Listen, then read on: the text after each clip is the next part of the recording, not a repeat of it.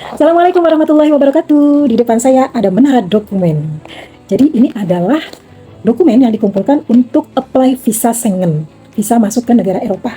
Kenapa sebanyak ini? Karena pesertanya juga banyak, ada 37 peserta gitu ya. Oke, saya akan coba spill detail dokumennya. Kita ambil contoh satu ya, karena semuanya sama aja. Kenapa ini jadi 4 kelompok? Sebab interviewnya itu ada 4 hari yang berbeda, tidak semuanya di hari yang sama. Jadi kita kelompokkan berdasarkan jadwal interview. Ini kita ambil salah satu aja ya untuk contoh, karena semuanya sih sama aja. Oke. Tebal ini kurang lebih 1 cm. Kenapa tebal banget? Sebab ini permohonannya adalah multi entry visa.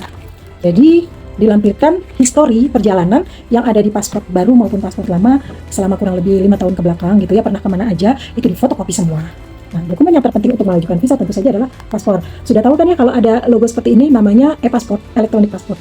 Jadi di dalam sampulnya ini ada data kita. Jadi nggak boleh rusak nih ya. Hati-hati untuk yang punya e-paspor dengan tanda seperti ini. Jangan pernah menstaples atau merusak sampulnya karena data kita juga akan ikut rusak. Nah, selanjutnya kita ke dokumen.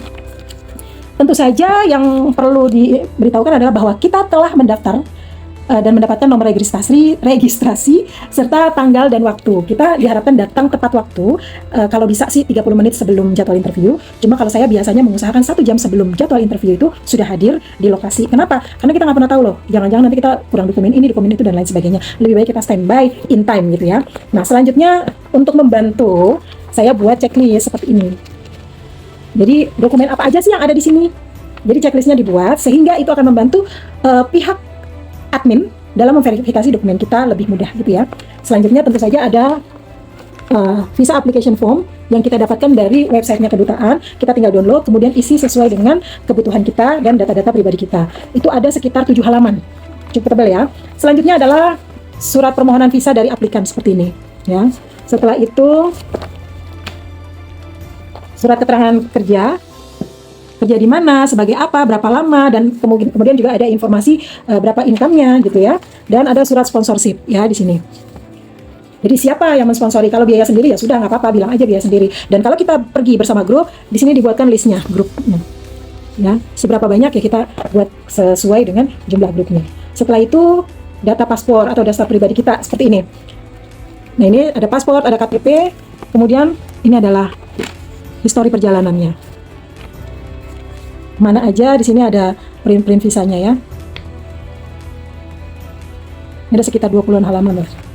Setelah itu, kalau kita seorang profesional di bidang traveling dan kita sudah punya sertifikasi kompetensi, boleh juga dilampirkan, terutama bila mendampingi grup sebagai tour leader atau travel consultant, sebaiknya disertakan dengan sertifikasi kompetensi tersebut ya. Tentu saja kita juga harus melampirkan yang namanya bank reference. Harus ada kop surat dan ini stempel basah. Kelihatan nggak sih?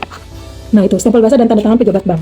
Di sini harus disebutkan siapa pemilik account, berapa nilai accountnya, maksudnya saldonya, dan sudah menjadi nasabah sejak berapa lama. Setelah itu lampirkan mutasi. Jika mutasinya ini aktif, mau nggak mau yang diprint banyak seperti ini. Ya, ini ada 28 halaman. 3 bulan terakhir sampai diajukannya pengajuan atau permohonan bank reference. Selanjutnya adalah travel dokumen, diawali dengan itinerary. Seperti ini. Itinerary adalah informasi tentang rencana perjalanan dari hari ke hari, termasuk juga public transportation yang akan kita gunakan, serta informasi akomodasi kita akan tinggal di mana. Nah, untuk akomodasi harus dibuktikan dengan booking hotel seperti ini. Dari tanggal berapa sampai tanggal berapa, kemudian alamatnya di mana, dan berapa orang yang menginap di hotel tersebut ya. Selanjutnya harus ada tiket pulang pergi, harus pulang pergi. Setelah itu tentu saja ada yang namanya travel insurance. Untuk Eropa itu pertanggungannya biasanya di atas 100.000 US dollar atau 100.000 euro, dan harus mengcover wilayah benua Eropa. Kemudian ada syarat-syarat lainnya mungkin sesuai dengan kebutuhan, apakah itu visa bisnis atau visa perorangan atau visa turis atau student visa, itu juga asuransinya akan berbeda mengikuti dengan kebutuhan. Nah, untuk asuransi sendiri di sini diinformasikan pertanggungannya berapa, apa saja yang ditanggung dan lain sebagainya. Ada sekitar 16 halaman. Sehingga terjadilah dokumen setebal ini, kurang lebih 1 cm ya. Jadi mudah-mudahan buat teman-teman di luar sana yang sedang berusaha untuk apply visa Schengen bisa terbantu dan dimudahkan urusannya, amin. Dan insya Allah nanti saya akan coba edit dokumen-dokumen soft copy-nya dan akan saya lampirkan di akhir video gitu ya. Semoga ini bermanfaat buat teman-teman di luar sana, juga buat kami. Saya Risa mantan gembel internasional yang katanya inang-inang internasional padahal travel consultant. Bye. Assalamualaikum warahmatullahi wabarakatuh.